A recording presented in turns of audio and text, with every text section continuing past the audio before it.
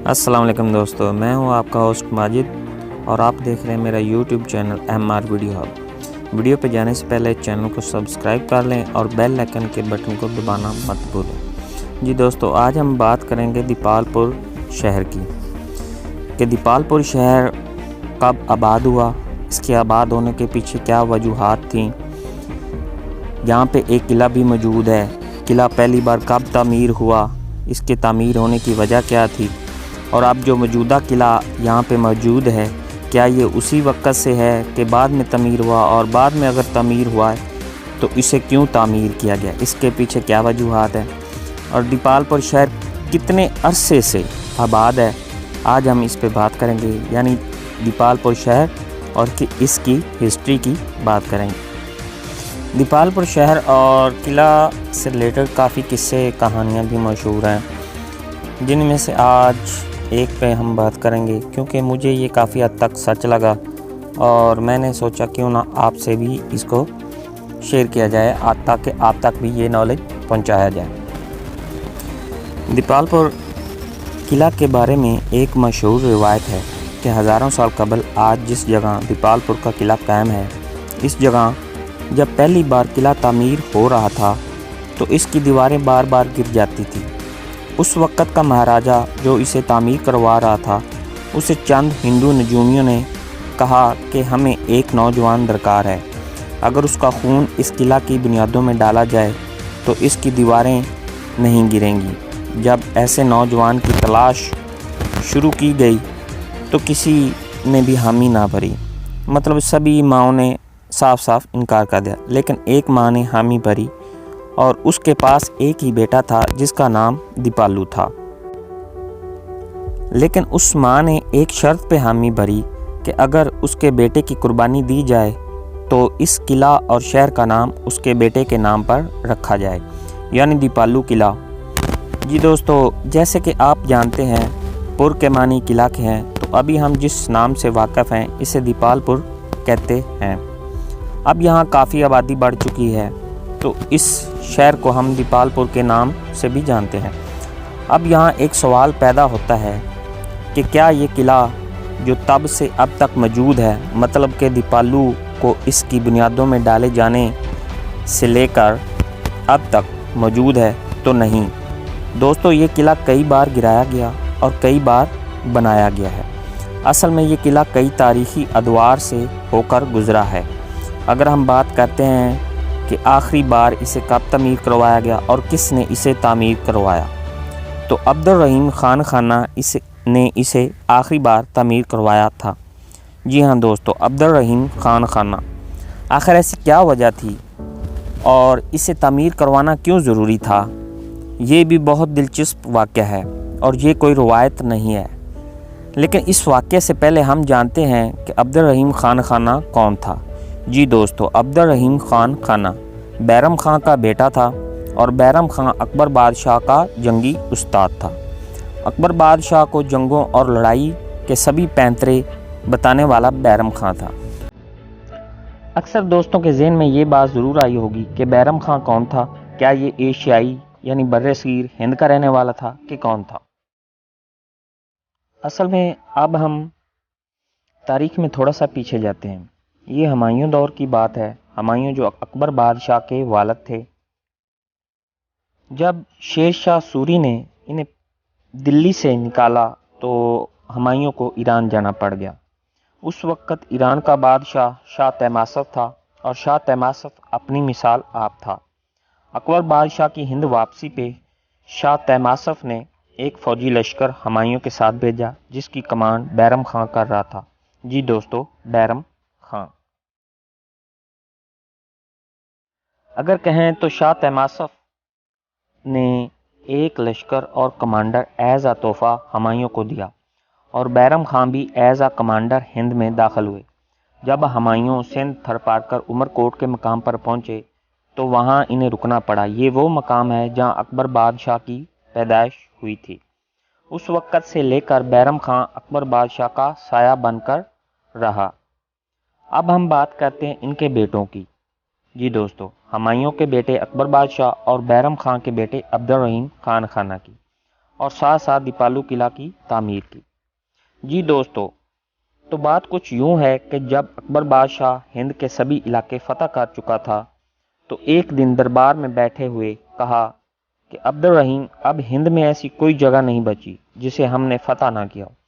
تو اس پہ عبد الرحیم خان خانہ نے کہا، حضور مجھے تھوڑا وقت چاہیے، میرے خیال سے ابھی بہت سے علاقے ہیں۔ تو اکبر بادشاہ نے مسکراتے ہوئے کہا، آپ کو ٹائم دیا اور آپ ڈھونڈیں کہ آخر ایسی کون سی جگہ ہے جو ابھی تک اکبری جلال سے بچی ہوئی ہے۔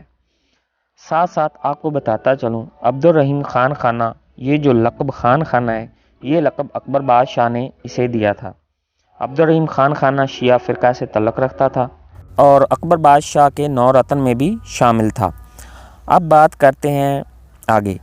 جب عبد الرحیم خان خانہ چلتے چلتے اس مقام تک پہنچے جس جگہ آج دیپال پور شہر آباد ہے، تو کیا دیکھتے ہیں کہ ایک بھیڑ ہے جو اپنے بچے کو 2 بھیڑیوں سے بچا رہی ہے اور ان بھیڑیوں کو اپنے بچے کے پاس نہیں آنے دے رہی۔ تو اس سارے معاملے کو دیکھتے ہوئے عبد الرحیم خان خانہ نے سوچا کہ بس یہ وہی جگہ ہے یا وہی سرزمین ہے جو ابھی تک فتح نہیں ہوئی، کہ یہ بہادروں کی سرزمین ہے۔ اس مٹی میں وہ خاصیت ہے کہ یہاں کے لوگ جنگجو اور بہادر ہیں۔ جب آس پاس تھوڑی چھان بین کی گئی تو پتہ چلا یہیں پاس میں ایک قلعہ موجود ہے جو خستہ حالی کا شکار ہے۔ تو اپنے ساتھ آئے سپاہیوں کو حکم دیا سبھی سہولتوں کو بروئے کار لاتے ہوئے اس قلعہ کو دوبارہ سے تعمیر کروایا جائے۔ چنانچہ قلعہ کو دوبارہ سے تعمیر کروایا گیا اور قلعہ کے گرد کافی لمبی اور چوڑی خندق کھدوائی گئی اور اس خندق کو ایک دلدل کی شکل دے دی گئی اور قلعہ کے اندر سے سرنگیں بنوائی گئیں جو زیر زمین کئی کلومیٹر دور جا کر نکلتی تھیں۔ یہ سرنگیں اب بھی قلعہ میں موجود ہیں لیکن ان کے مہانے بند ہو چکے ہیں۔ جب قلعہ مکمل طور پر تیار ہو چکا تھا تو وہاں کے باسیوں کو سارا معاملہ سمجھا دیا گیا تھا کہ یہ قلعہ کیوں تعمیر کیا گیا ہے۔ جی اکبر بادشاہ کو خط لکھ دیا گیا کہ وہ حملہ کرنا چاہیں تو کر سکتے ہیں، ہم مکمل تیار ہیں۔ اکبر بادشاہ فوجی دستوں کے ہمراہ دلی قلعہ سے روانہ ہو گئے دیپال پور قلعہ کی طرف۔ جب اکبر بادشاہ فوجی لشکر کے ساتھ دیپال پور کے علاقے میں پہنچا تو قلعہ سے چند کلومیٹر دور ایک جگہ اپنے خیمے لگوائے اور سبھی کو آرام کا حکم دیا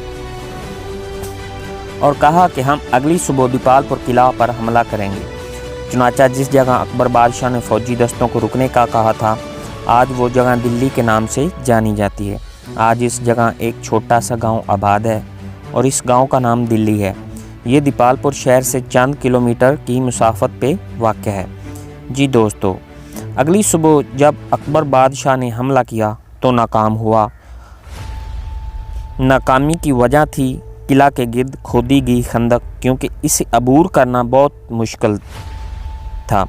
بہت مشکل کیا بلکہ ناممکن تھا۔ یہ خندق نہیں تھی، اصل میں ایک دلدل تیار کی گئی تھی۔